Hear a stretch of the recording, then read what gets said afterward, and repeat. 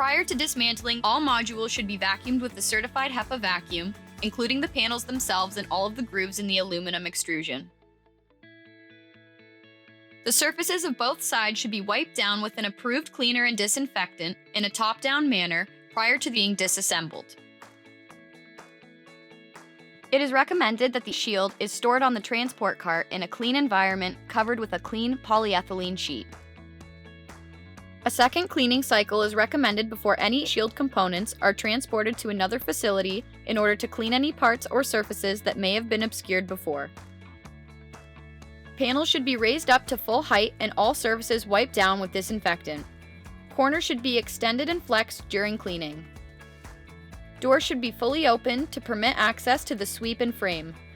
Brackets and small hardware can be submerged in a bucket of diluted bleach solution for a few minutes, but must be dried thoroughly afterwards.